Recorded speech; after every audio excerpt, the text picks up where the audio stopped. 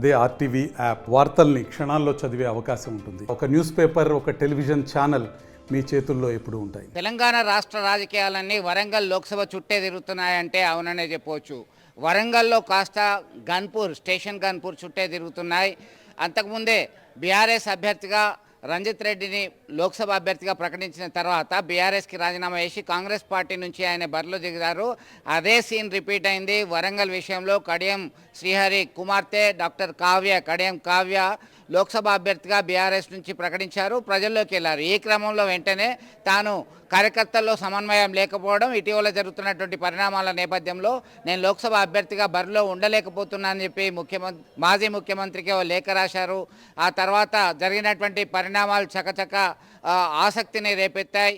కడియం శ్రీహరి, కడియం కావ్య వద్దకి దీపాదాస్ మున్షి, రోహిత్ చౌదరి అలాగే ఇతర కాంగ్రెస్ పెద్దలందరూ కూడా వెళ్ళారు, ఆయన్ని ఇన్వైట్ చేశారు. దీంతో కాంగ్రెస్ పార్టీలో కడియం శ్రీహరి చేరిపోయారు. గతంలోనే బీఆర్ఎస్ నుంచి ఎంపీ అభ్యర్థిగా టికెట్ ఆశించినటువంటి డాక్టర్ రాజయ్య, ఆయన మాజీ ఉప ముఖ్యమంత్రి, వైద్య ఆరోగ్య శాఖలో మంత్రిగా పనిచేశారు. నిన్నమొన్నటి వరకు ఆయన ఎమ్మెల్యేగా ఉన్నారు. దీంతో ఆయన కాదని కడియం శ్రీహరికి టికెట్ ఇచ్చారు. అయినప్పటికీ ఎంపీ వస్తుందని ఆశతో ఉన్నటువంటి డాక్టర్ రాజయ్య సైతం అదే స్టేషన్ గన్పూర్ నుంచి కట్ చేస్తే కార్యకర్తల్ని, బీఆర్ఎస్ కార్యకర్తల్ని, నేతలందరినీ కూడా మోసం చేసి బీఆర్ఎస్ని పార్టీని తల్లిలా భావించినటువంటి పార్టీని మోసం చేసి వెళ్ళాడని చెప్పేసి బీఆర్ఎస్ కార్యకర్తలు ఇప్పటికే కడియం శ్రీహరి పైన ఆగ్రహం వ్యక్తం చేశారు, ఆందోళన వ్యక్తం చేశారు.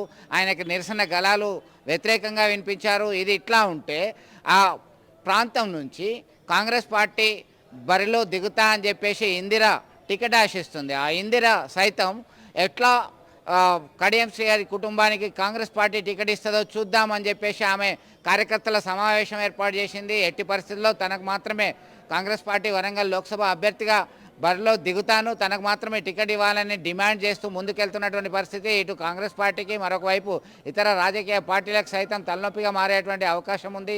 ఈ క్రమంలో సర్వత్రా ఒక ఆసక్తికరమైనటువంటి చర్చ మాత్రం స్టేషన్ గన్పూర్ అలాగే వరంగల్ ఎస్సీ రిజర్వ్డ్ లోక్సభ స్థానం నుంచే జరుగుతుంది అంటే అవుననే సమాధానం వస్తుంది. చూద్దాం రాజకీయాల్లో ఎలాంటి పరిణామాలు మరింత చోటు చేసుకునేటువంటి అవకాశము ఉంది అనేటువంటి చర్చ మాత్రం బలంగా ఉంది. ప్రజా పరిపాలన అంటే ఏంటిదో చూస్తాం. దొరన్న పాలన వెళ్ళిపోయింది. ఈరోజు గడిల పాలన బద్దలు కొట్టి నిన్న చూసిరు మీరు, బద్దలు కొట్టి ప్రజలకు స్వేచ్ఛ కల్పించారు, ప్రజా దర్బారు పెడుతున్నారు. ప్రతి మనిషి కూడా సీఎంను కలిసినట్టు అవకాశం కల్పిస్తున్నారు. ఎందుకంటే ఒక స్వేచ్ఛ జీవితం ఇన్ని రోజులు తెలంగాణ బందీ అయింది. ఈ రోజు 10 సంవత్సరాల నుంచి తెచ్చుకున్న తెలంగాణ బందీగా ఉండే ఈరోజు విముక్తి కలిగింది మనకు.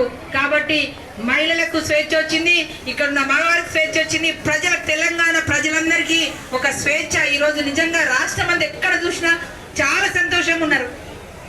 వాళ్ళ ఇంట్లో ఒక మనిషి గెలిచినట్టు, వాళ్ళ ఇంట్లో అంటే వాళ్ళకేదో మేలు జరిగినంత సంతోషంలో ఉన్నారు. నిజంగా మరి కాంగ్రెస్ పార్టీకి ఆదరించిన తెలంగాణ ప్రజలందరికీ, మరి గన్పూర్ ప్రజలందరికీ కూడా నేను నా హృదయపూర్వక నమస్కారాలు తెలియజేస్తూ ఇప్పుడు కోసం విద్యార్థులుగా మేము తెలంగాణ ప్రజలందరూ కూడా తక్కువ జనులంతా కూడా తెలంగాణ ఉద్యమంలో పాల్గొంటుంటే ఆనాడు తెలంగాణ ఉద్యమాన్ని అణిచివేసి మా పైన కేసులు పెట్టినటువంటి కడియం శ్రీహరి గారిని తెలంగాణ రాష్ట్రం వచ్చిన తర్వాత తెలంగాణ పునర్నిర్మాణంలో భాగంగా అందరిని హక్కులు చేర్చుకోవాలి, తెలంగాణ అభివృద్ధి చెందాలంటే అందరూ మనకు కావాలని చెప్పేసి కేసీఆర్ గారి యొక్క ఆలోచనకు అనుగుణంగానే ఆనాడు కడియం శ్రీహరి గారిని పార్టీలోకి ఆహ్వానించుకొని ఆయనకు 2014లో ఎంపీ టికెట్ ఇవ్వడం జరిగింది. అనంతరం పరిణామాల దృష్ట్యా ఎంపీగా రాజీనామా చేపించి ఆయన తెలంగాణ రాష్ట్రానికి ఉప ముఖ్యమంత్రిగా చేసినటువంటి ఘనత ఈరోజు బీఆర్ఎస్ పార్టీని కేసీఆర్ గారు. అనంతరం మనం జరిగినటువంటి శాసనసభ ఎన్నికల భాగంగా కూడా మళ్ళీ స్థానిక శాసనసభ్యులు తాడుకున్న రాజన్న ఉద్యమకారుని కాదని కూడా ఆయనకు స్థానిక ఎమ్మెల్యే టికెట్ ఇచ్చి గెలిపించడం కూడా జరిగింది. అనంతరం మొన్న వాళ్ళ బిడ్డకు 10 రోజుల కింద కూడా BRS party Warangal parliament ticket కూడా ఇవ్వడం జరిగింది.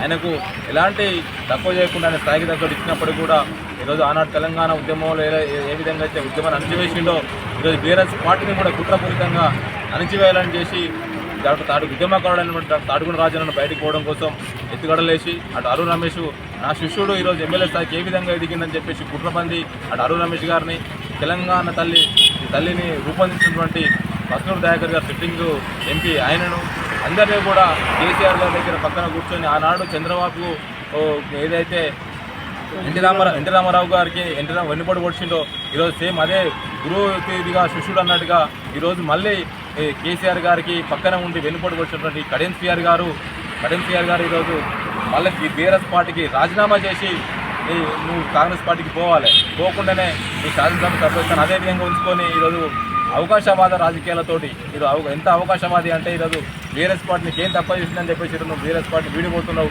కడియం చేయాలి, నిన్ను నియోజకవర్గంలో ఎక్కడ కూడా తిరగనీయమని చెప్పేసి మీ ఆ బీఆర్ఎస్ పార్టీ కార్యకర్తలను కరడుగట్టి మేము ఉన్నాము. కరడుగట్టి తెలంగాణ వాదున మేమంతా కూడా ఆనాడు నువ్వు ఎన్ని ఎత్తుగడలు వేసినా కూడా నువ్వు మంత్రిగా ఉండి ఎంత అనగదొక్కాలని చూసినా కూడా ఉద్యమం అంత ఉవ్వెత్తున పైకి లేచింది.